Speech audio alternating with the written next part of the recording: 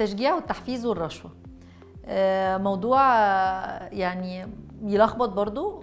كنت لسه بتكلم مع إيريني قبل ما نبتدي، وبالنسبة لها هم مختلفين تماما. بالنسبة لها الرشوة دي حاجة يمكن غلط، أنا طبعا في رأيي إنها حاجة ضرورية. عشان كده النهاردة إيريني جرجس معانا parental وkids life coach هتكلمنا أكتر في الموضوع. إيريني إيه؟ نشجع الولاد ونحفزهم ونرشيهم بس رشوة عادية يعني اعمل عشان تاخد، لو عملت هجيب لك، لو عملت هديلك، غلط؟ بصي، اول ما جينا في حته لو عملت هتاخد، او انا لا حول لي ولا قوه مش عارفه اخليه يعمل الحاجه دي او يبطل الحاجه الغلط اللي بيعملها غير لما اطلع يبقى دي رشوه بوش 100% يعني. رشوه غلط ولا رشوه زي الكذبه البيضاء كده؟ رشوه بيضاء. انت قولي بقى. اولا لو انا فعلا ما عنديش حاجه اعملها غير ان انا يا امنع منه حاجه يا اطلع له حاجه، يبقى دي الكنترول ماشي من عندي وراح للطفل. الطفل حاسس ان هو اللي بقى يتحكم فيا، ينضحف شخصيه من الام بالظبط. انا دلوقتي مش عارفه اعمل ايه، وهو هيبتدي يستغل ان انا طب انا هعمل الغلط ده علشان هي تروح مدياني حاجه عشان ابطل، او انا مش هعمل الصح غير لما تديني حاجه، او مش هعمل المفروض اعمله غير لما تديني حاجه. فالطفل هو اللي بدا يبقى ان كنترول، هو اللي بيتحكم فيه انا هربيه ازاي. فعشان كده محتاجين يعني الرشوه دي مش تحفيز خالص. الرشوه دي بديله حاجه عشان يبطل حاجه غلط بيعملها. طب في بقى هيقول لك لا، ما هو على الامل على المدى الطويل هيتعلم ومش عارف ايه. صح. لو النتيجه اللي هياخدها او الحاجه اللي هياخدها في ساعتها immediate on the spot، دي مش هتجيب نتيجه، دي هتجيب نتيجه وقتيه بس على المدى الطويل مش هتجيب نتيجه خالص. فلو انا عايزه اعلمه حاجه يتعلمها مظبوط، يبقى ممكن احفز بان انا مثلا اقول له لو غسلت سنانك مثلا كل يوم لمده اسبوعين 3 ممكن نخرج مع بعض او نلعب مع بعض لعبه، او نجيب كتاب جديد نقراه مع بعض. فانا اتاكدت ان لمده اسبوعين او 3 الولد فعلا غسل سنانه كل يوم، اتحولت لعاده. يعني بدأ خلاص اتعود ان هو قبل ما ينام هيغسل سنانه. ايوه، بس ده تحفيز ممكن يبقى مش مبهر لكل الولاد. فهل هو ده نوع التحفيز بس، ولا ممكن نستعمل نفس الاسلوب بس بعد اسبوعين 3 هجيب لك مثلا كذا حاجه بقى هو عايزها، جيب لك مثلا حاجه في البلاي ستيشن، جيب لك بخرجك مثلا خروجه مع اصحابك انت عايز تروحها. اول ما التحفيز بقى مادي قوي، انا مش بلغيه 100%، بس كتر ما الماده بقت هي دي المهمة اللي هو وهو عايز يعمل كده عشان ياخد الحاجه دي في الاخر. صح. مش علشان غسيل السنان دي حاجه مهمه وهتخليني بني ادم صحي وهتحافظ عليا كبني ادم. الفايده اتنقلت في ان انا هاخد بلاي ستيشن. طب فايده ان انا اغسل سناني ايه؟ فايده ان انا اكل صحي ايه؟ فايده ان انا ابقى بوضب اوضتي عشان اطلع انسان منظم، عشان الاقي الحاجه بسهوله. فين الحاجات الفوائد اللي هو محتاج يعرفها؟ هو كده بيتعلم حاجه حلوه وبيبني شخصيه مظبوطه وفخور بنفسه ان هو بيتعلم الحاجات دي. مش بعمل كل ده عشان في الاخر اخد ايس كريم او اخد بلاي ستيشن. فالفايده هو ما بقاش مقتنع هو ليه بيغسل سنانه، ومش عارف هو ليه بياكل اكل صحي، هو عارفه انه بيعمل كده عشان ياخد في الاخر.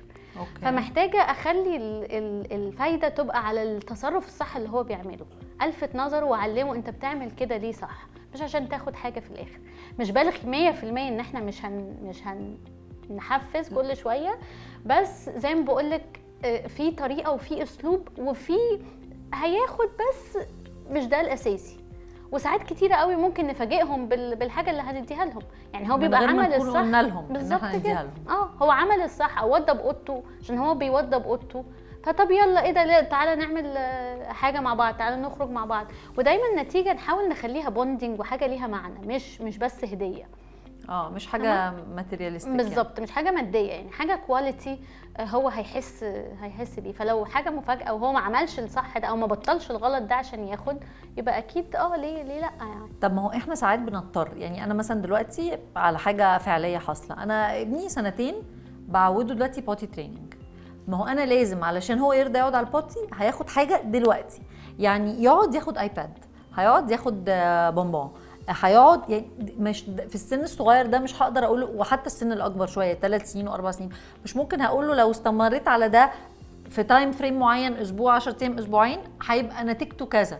فبتضطري تدي حاجه دلوقتي، فغالبا بتبقى حاجه ماديه. طب ما هو ده اسلوب رشوه. وفي السن الصغير كمان في سن السنتين والسنتين ونص وكده بجد بيستغلوا ده قوي. فازاي انا ممكن يعني، ما هو اصل انا عشان اقول له بعد اسبوعين لو قعدت هعمل لك ده في السن الصغير ما في بلح طبعا انت فاهمه. فبضطر اديله مكافاه ماديه دلوقتي. فمع الوقت اتعلم. بعدين بنقعد مثلا في موضوع البوتي تريننج ده 4-5 شهور، فبتبقى بعد كده هابت هقعد تديني هقعد اتفرج. طب اعمل ايه؟ بس انت قلتي كلمه في النص، هو بيستغل الموقف. أيوة. هو ذكي جدا، حتى من هو سنتين وشويه هو ذكي جدا وعارف ازاي ياخد اللي هو عايزه بطريقه يعني دايركت او اندايركت هياخد اللي هو عايزه. فلو انا حاجه جديده قوي ولسه بانتروديوس الكونسبت ده ممكن، بس مش ايه دايما لازم يقعد بالايباد، او مش دايما لازم هياخد احنا لو قعد وقلع الدايبر وقعد على البوتي وعمل واو ذاتس اميزنج، تعالى نكلم بابي في التليفون ونقول له تعالى نعمل هابي فيس وسمايلي فيس، تعالى يعني نحسسه بقيمه اللي عمله، ان هو فخور بنفسه، فاهمه ان هو عمل حاجه، مش برضو البونبونيه. هنلجأ للأسلوب اللي انت بتقوليه ده لو الموضوع مثلا فعلا قاتل وصعب جدا. يعني مثلا في اولاد ايه بتقلب معاهم مش عايزين مثلا يدخلوا التواليت ويبتدوا يمسكوا نفسهم 3-4 ايام ويتعبوا ونروح لدكتور. فلو الموضوع اكستريم قوي كده ممكن اخد الرشوه السريعه في ساعتها علشان اتفادى مشكله جامده قوي، وبرده مش هطول فيها زياده. بس لو انا لسه في الاول وبعلمه حاجه، طب ليه اعلمها له بالرشوه؟ ما اعلمها له بان دي حاجه حلوه وجميله واحنا وير اول هابي ومبسوطين واخدنا هابي فيس وسمايلي فيس وستيكر. صح. طب انت قلتي لي انه التشجيع مش هو التحفيز. صح؟ في فرق. ايه الفرق؟ ما انا بشجع الولد عشان يعمل حاجه، بحفزه عشان يعمل حاجه.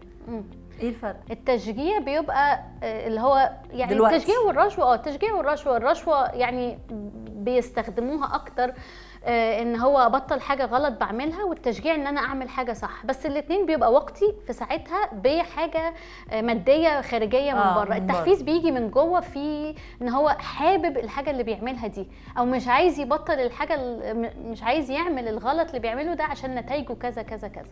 اوكي. بغض النظر بقى هنسميها ايه، تحفيز، رشوه، تشجيع، بس اللي انا عايزه اقوله ان احنا هنرمي لقدام وهنخليهم يعملوا صح عشان هم عايزين يعملوا صح، او شايفين فايده الصح، يبطلوا الغلط عشان مش عايزين يتعلموا الحاجه الغلط. فبحفزه ان هو يعمل الحاجه الصح. بالظبط كده.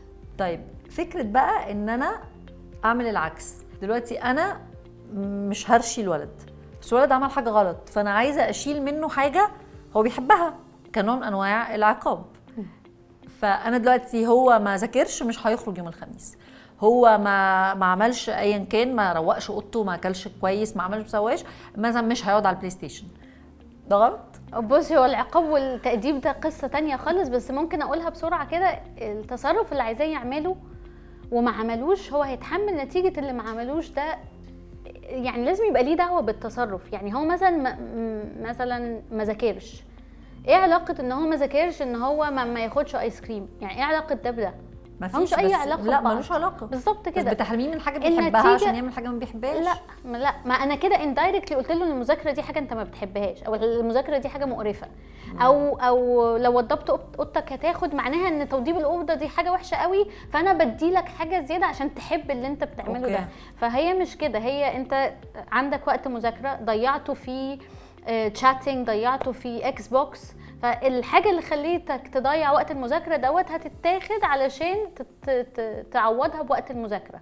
انما مثلا هو ما كلش اكل مظبوط فاخد الاكس بوكس بتاعه. طب ايه علاقه الاكس بوكس برضو بالاكل؟ طب اعمل يعني دلوقتي انا عندي ولد دلوقتي ما بياكلش اكل صحي، بياكلش اكل كويس، هنحط يبقى العقاب ايه؟ يعني مش العقاب، النتيجه بقى اعمل له ما هو إيه؟ انت ما اكلتش، فالنتيجه ان انت هتفضل جعان لغايه الميل الجايه. مفيش بقى سناكس في النص، مفيش بسكتس، مفيش تشيبس، مفيش اي حاجه خالص. ليه؟ لان الاكل الصحي ده هو ده اللي هيبنيك مظبوط. يعني انا كان نفسي تاكل وبعد كده ممكن تاخد حاجه بس بما انك ما اكلتش فهنضطر نستنى جعانين بقى لغايه بعد 3 ساعات لما الميل الجايه تيجي، واسيبه وتاكل نفس الاكل اللي ما رضيتش تاكله في الغداء. لا ممكن انوع، بس احط اكل صحي برضو، فاهمه قصدي؟ بس لازم النتيجه اللي ياخدها دي ليها دعوه بالتصرف اللي مش مظبوط اللي هو عمله عشان يتعلم منه، يعني مش عشان يخاف من التهديد. لازم كل حاجه تبقى مرتبطه، رد الفعل مرتبط بالموضوع بالظبط. مش انا خايف من التهديد او انا خايف اني ما اخرجش فهعمل، لا انا هعمل عشان ده المفروض يتعمل، ده الصح اللي هو يتعمل. طيب يبقى نحفز ولادنا ونحاول دايما نربط ما بين الغلط اللي معمول والعقاب، يعني يبقى ريليتد بطريقه او باخرى. الغلط يعني والنتيجه، بلاش العقاب، الغلط والنتيجه. طيب كمان هنستنى الكومنتس بتاعتكم، وعلى الدايركت مسج لو عندكم اي استشارات ايريني موجوده ترد على اسئلتكم، واستنونا حلقات تانية كتير اسئله مفيده محتاجينها في الديلي لايف بتاعت ولادنا.